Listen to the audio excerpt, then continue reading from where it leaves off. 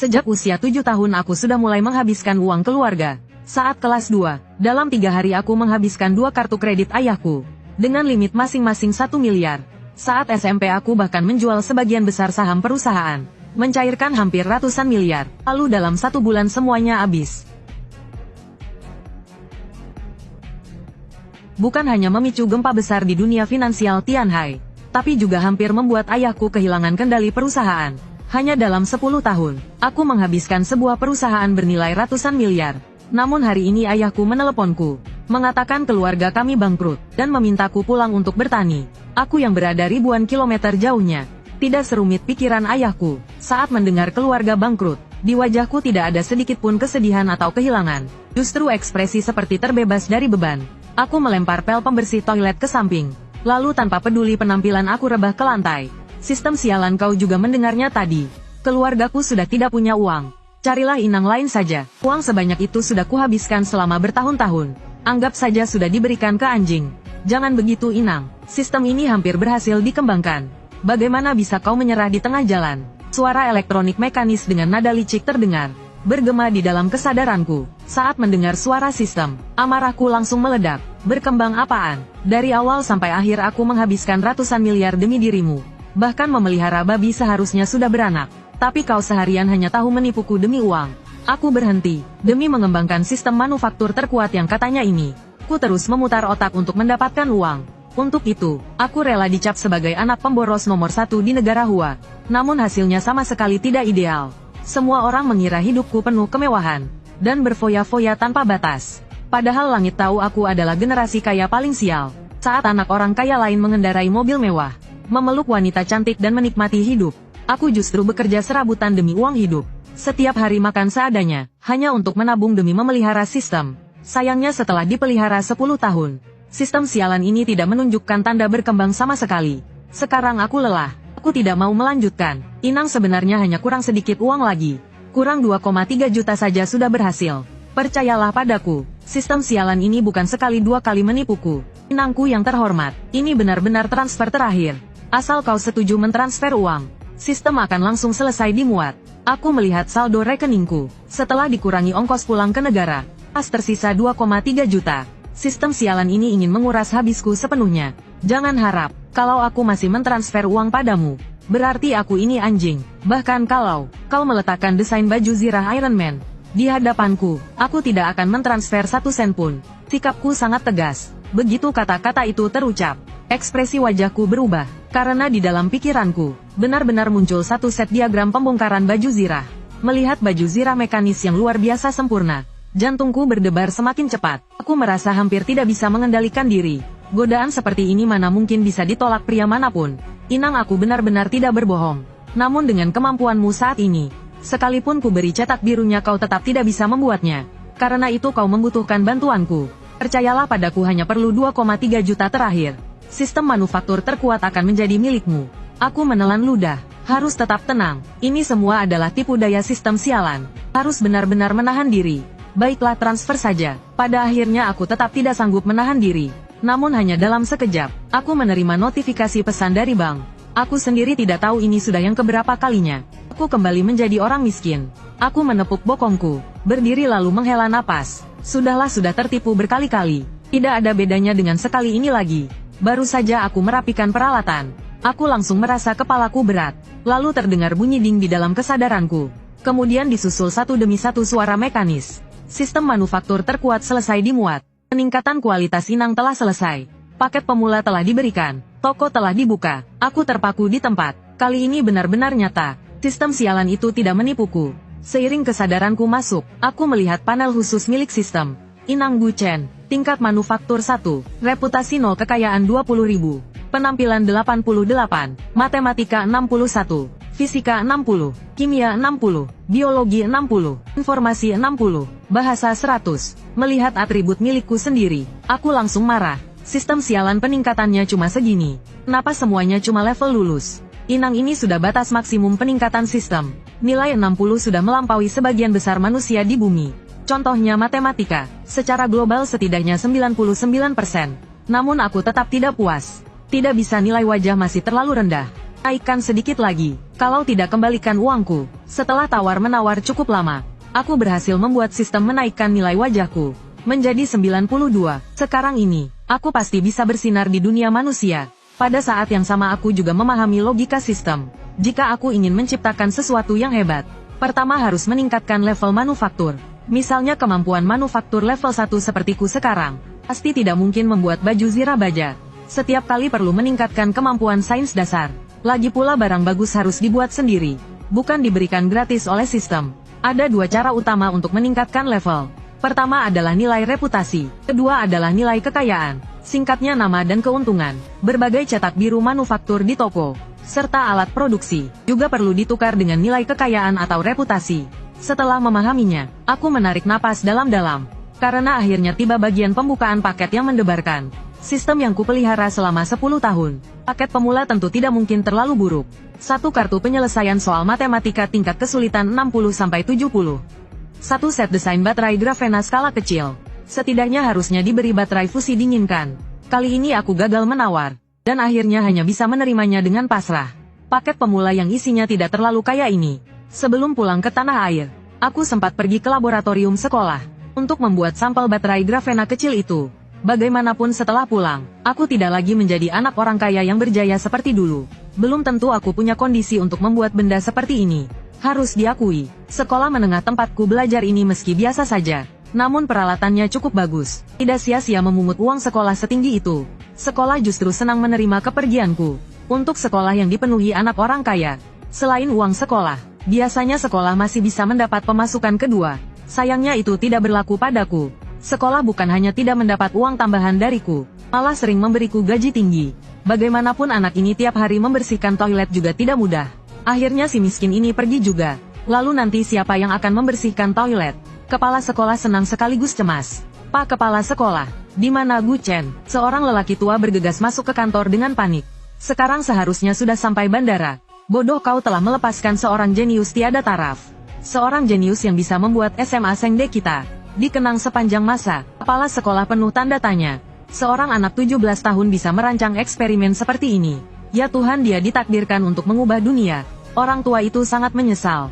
Sementara kepala sekolah kebingungan, aku yang duduk di pesawat menyadari, nilai reputasiku ternyata naik menjadi 340. Setelah itu aku teringat saat membuat sampel baterai. Sepertinya aku lupa menghapus catatan operasinya. Mungkin sudah ditemukan orang lain. Aku juga tidak terlalu peduli dengan catatan itu. Itu tidak bisa menghasilkan produk jadi. Dan untuk menerapkan baterai secara nyata, masih dibutuhkan antarmuka konduktif khusus. Baterai milikku tetap satu-satunya. Kupikir nilai reputasi ini sementara belum berguna. Jadi semuanya kugunakan untuk meningkatkan level manufaktur. Karena sistem sialan memberitahuku, jika level manufaktur belum mencapai level 2, kemampuan sains dasarku selain bahasa, tidak akan bisa menembus angka 60. Sedikit tambahan pada matematika, adalah bonus ekstra atas bertahun-tahun aku memeliharanya. Benar-benar sangat merugikan, melihat batang pengalaman 3001 ini. Perasaanku jadi jauh lebih lega. Level manufaktur 2 seharusnya tidak terlalu sulit. Aku bertanya berapa rasio penukaran naik level dengan nilai kekayaan. 10.000 untuk 1 poin pengalaman. Benar saja aku sudah tahu sistem sialan ini selalu ingin menguras uangku. Kedepannya aku hanya akan naik level dengan nilai reputasi. Tidak akan memberi sistem sialan 1 rupiah pun. Aku bersumpah dalam hati. Begitu keluar dari bandara, aku melihat orang tuaku memegang papan nama. Melihat penampilan mereka yang berkilau. Sepasang suami istri yang dijaga ketat oleh 7-8 pengawal. Aku mulai meragukan hidup, mobil mewah dan pengawal. Bukankah sudah bangkrut? Kenapa tidak terlihat seperti itu? Begitu aku mendekat, Ibu Heyuki langsung memelukku erat. Anakku, ibu minta maaf. Membiarkanmu sendirian di luar begitu lama. Lihatlah anakku, kurus sekali sekarang. Sudah sejak lama ku bilang padamu, 8 juta sebulan jelas tidak cukup. Semua salah ibu. Seharusnya ibu diam-diam mengirimmu uang. Kelopak mata Gu Guozhang terus berkedut. Wanita pemboros ini sepertinya akan membuat masalah. Apa kau masih merasa anakmu kurang boros? Bukankah keluarga kita sudah bangkrut? Gu Guozhang baru hendak bicara. Heyuki langsung menyela, perusahaan ayahmu memang sudah tiada. Tapi ibu masih punya uang. Kau tidak perlu khawatir. Kalau butuh uang bilang ibu. Ibu akan memberimu. Aku terkejut. Selesai sudah sistem sialan pasti mendengar semua ini. Nanti pasti akan minta uang lagi dariku. Seolah untuk membuktikan pikiranku, terdengar bunyi ding. Sebuah misi muncul di panel. Sebagai master manufaktur, bagaimana mungkin tanpa perusahaan sendiri? Sebagai satu-satunya pewaris Shinchan Teknologi, menyelamatkannya adalah tanggung jawabmu yang tak bisa ditolak. Deskripsi misi, melunasi seluruh utang Shinchan Teknologi, dan memulihkan operasional, memulai kembali bisnis. Hadiah misi 900 poin reputasi, 1 poin daya tarik, 1 kesempatan undian gratis di toko. Melihat misi itu aku merasa lega, meski tetap misi yang butuh uang. Setidaknya bukan memberi uang ke sistem. Ayah, apakah perusahaan kita benar-benar sudah tak tertolong? Aku bertanya dengan hati-hati. Gu Guochang menatapku dengan sangat lega. Anakku akhirnya tumbuh dewasa, sudah tahu peduli pada perusahaan. Tidak seperti dulu yang hanya tahu minta uang. Sudah tidak ada harapan, kekurangan dana terlalu besar, dan 2 tahun ini persaingan industri sangat ketat. Perusahaan tidak pernah punya bisnis yang bagus. Aku merasa sangat bersalah. Maafkan aku, kalau bukan karena aku terus memakai uang perusahaan. Perusahaan juga tidak akan. Heyuki langsung tidak senang. Anakku, ini bukan salahmu. Bukankah cuma menghabiskan sedikit uang? Perusahaan rusak itu juga sebenarnya tidak menghasilkan banyak uang. Tanpamu pun cepat atau lambat akan bangkrut. Gu Guozhang meski tidak senang, namun sebagai yang paling rendah statusnya di keluarga hanya bisa diam-diam mengisyaratkan. Lagi pula ucapan Heyuki juga ada benarnya. Aku juga tidak peduli siapa sebenarnya penyebab utama kebangkrutan perusahaan. Pokoknya sekarang Shinchan Teknologi harus tetap hidup. Bu, berapa banyak uang yang ibu punya? Meski di hati dan di mulut tanpa syarat mencintai anaknya. Namun saat aku menanyakan hal ini, hati Heyuki tetap bergetar. Anak baik ini, sudah terlalu banyak menghamburkan. Akhirnya giliran ibunya. Uang tunai tidak banyak, tapi properti dan saham masih ada sebagian. Dan tidak ada kaitannya dengan perusahaan ayahmu. Sepenuhnya milikmu. Bu, aku ingin menyelamatkan Shinchan Teknologi. Apakah uangnya cukup? Heyuki tercengang. Gu Guozhang bahkan berkeringat dingin karena ketakutan. Gu Guozhang dengan susah payah memotong tangan demi bertahan hidup. Baru menyisakan sedikit modal lama untuk keluarga. Tidak boleh membiarkan si pemboros ini menghabiskan semuanya. Ia batuk 2 kali. Gu Guozhang berkata, anakku, urusan perusahaan tidak perlu kau pikirkan. Usiamu sekarang masih kecil. Seharusnya fokus belajar. Beberapa hari lagi ayah akan carikan sekolah untukmu. Kau belajar dengan tenang selama 2 tahun. Namun aku tidak bisa mendengarnya. Sambil memeluk lengan ibu aku memohon, Bu. Percayalah padaku, berikan uang itu padaku. Aku pasti bisa menyelamatkan Shinchan Teknologi. Kalau aku bisa menghancurkan perusahaan itu, aku juga bisa membuatnya bangkit kembali. Gu Guozhang putus asa. Selesai sudah. Perilaku boros anak bodoh ini tidak akan berhenti. Terasa hidup ini sangat panjang. Setelah mendapatkan ponsel Heyuki, aku langsung mulai menghitung aset ibu. Entah cukup atau tidak untuk menyelamatkan Shinchan Teknologi. Ayah kira-kira butuh berapa banyak uang? Wajah Gu Guozhang pucat seperti abu. Tidak berkata sepatah kata pun. Ia tidak ingin menjawab pertanyaan anaknya. Heyuki menelan ludah, anakku. Lusa pengadilan akan datang memasang segel. Dalam waktu singkat kau tidak akan bisa mengumpulkan uang tunai sebanyak itu.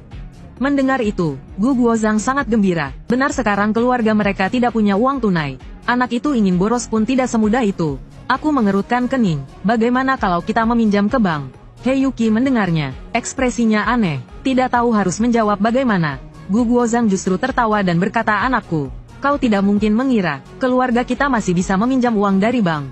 Bank adalah kreditur terbesar keluarga kita. Kami sudah lama masuk daftar hitam bank. Tahukah kau betapa susahnya aku menyelamatkan sedikit modal ini? Butuh usaha sebesar apa? Aku merasa sangat menyesal. Sambil memikirkan cara cepat mencairkan aset, tidak pulang ke rumah, aku tiba-tiba menyadari, arah ini sepertinya bukan jalan pulang. Hari ini ulang tahun ke-17 Su Yuking. Malam ini kita menumpang makan di rumah mereka. Heyuki menjelaskan. Begitu aku pulang langsung bangkrut. Kondisi perusahaan membuat Heyuki ketakutan. Dia merasa perlu sedikit berhemat. Makan malam gratis tetap harus dimanfaatkan. Su Yuking, pupil mataku membesar. Tidak mungkin, baru pulang sudah harus bertemu nona besar itu. Gu Guochang mengangguk dan berkata, benar, sungguh disayangkan. Dulu aku susah payah membuat ayahnya mabuk, dan berhasil mendapatkan selembar perjanjian pernikahan. Sayangnya hilang karena ulahku. Sekarang keluarga kita juga tidak enak lagi mendekati mereka. Heyuki juga sangat menyesal. Barang sepenting itu bisa sampai hilang. Kau benar-benar anak pemboros. Yuking, menantu yang begitu baik, begitu saja terlewatkan. Aku menundukkan kepala dengan perasaan bersalah. Perjanjian pernikahan itu sebenarnya bukan hilang, melainkan dicuri olehku. Saat itu demi mendapatkan uang untuk memelihara sistem, aku mencurinya lalu menemui Su Yuking, dan menjualnya kepadanya dengan harga 50 juta. Ini mungkin pembatalan pertunangan paling absurd sepanjang sejarah. Pada awalnya, gadis kecil itu mengira dirinya untung. Namun makin dipikir makin terasa janggal. Aku yang datang membatalkan pertunangan malah minta dibayar. Ini benar-benar keterlaluan. Belakangan dia ingin menagih utang dariku. Tapi aku sudah pergi ke luar negeri. Masalah itu pun berakhir begitu saja. Aku agak tidak ingin menghadapi Su Yuking. Aku hampir saja mengatakan tidak akan pergi. Namun segera teringat sesuatu. Ulang tahun nona besar keluarga Su. Bukankah akan datang banyak orang kaya dan tokoh ternama? Hampir semuanya orang berduit. Kalau bukan karena kamu, aku punya sedikit hubungan dengan Pak Su. Keluarga kita mungkin tidak akan diundang.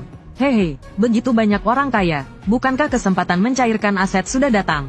Aku sangat gembira demi menyelesaikan misi. Aku tidak peduli lagi soal harga diri. Setelah keluarga Gu bertiga tiba di villa keluarga Su, tanpa ragu langsung menimbulkan kehebohan. Anak pemboros nomor 1 Prancis. Raja pemborosan 10 tahun, mantan penguasa pemborosan Tianhai, tokoh legendaris itu kembali. Tuan Gu, akhirnya kamu kembali. Kalau kamu tidak kembali, hidupku benar-benar tidak bisa dijalani. Seorang pria gemuk berminyak dengan bersemangat memeluk kakiku. Aku sangat tersentuh. Orang gemuk ini bernama Lu Hui. Dulu saat aku tidak punya uang untuk makan, dialah yang sering membantuku. Tahukah kamu, tanpa kamu sebagai pembanding, Pak Su makin lama makin tidak suka padaku. Dulu seminggu sekali memukulku, sekarang sehari memukulku 3 kali. Saudaraku, hidup ini berat sekali, pergi aku tidak akan boros lagi. Mulai hari ini aku akan membantu keluarga Gu bangkit kembali. Lu Hui membelalakkan mata kecilnya. Aku memang pemboros. Aku malas berbicara panjang dengan si gendut. Lalu buru-buru berlari ke samping. Karena seorang gadis mengenakan gaun berwarna cahaya bulan sedang berjalan ke arahku dengan marah. Aku berbalik dengan pasrah, menunjukkan senyum lembut. Yuking, lama tidak bertemu. Kau benar-benar semakin cantik. Su Yuking mendengus. Tidak menyangka kau benar-benar kembali. Kupikir kau akan seumur hidup tinggal di luar negeri. Mana mungkin. Kau selalu memikirkanku. Bagaimana mungkin aku tega berlama-lama di luar negeri. Aku langsung naik pesawat paling awal untuk pulang. Demi menyelesaikan tugas, aku juga benar-benar habis-habisan. Selamat ulang tahun Yuking. Aku mengeluarkan sebuah jepit rambut perak dari saku. Ini sebenarnya kusiapkan untuk sepupu kecilku. Sekarang hanya bisa kuberikan padamu. Su Yuking awalnya sangat marah melihatku. Namun aksiku ini membuatnya agak kebingungan. Dengan wajah memerah ia menerima jepit rambut itu. Lalu berlari kembali ke dalam rumah. Melihat punggung Su Yuking, aku tidak bisa menahan diri untuk menghela napas. Gadis kecil ini dalam 2 tahun terakhir, benar-benar tumbuh semakin cantik. Teringat perjanjian pernikahan dulu, aku merasa diriku rugi besar. Semakin kupikirkan semakin terasa rugi. Tiba-tiba muncul kilatan ide di kepalaku. Aku langsung mengejar Su Yuking. Aku selalu merasa, sebagai bangsawan kelas atas, keluar masuk kamar nona bangsawan adalah hal yang sangat biasa. Jadi bagaimana? Aku pun melangkah masuk ke kamar Su Yuking dengan penuh percaya diri.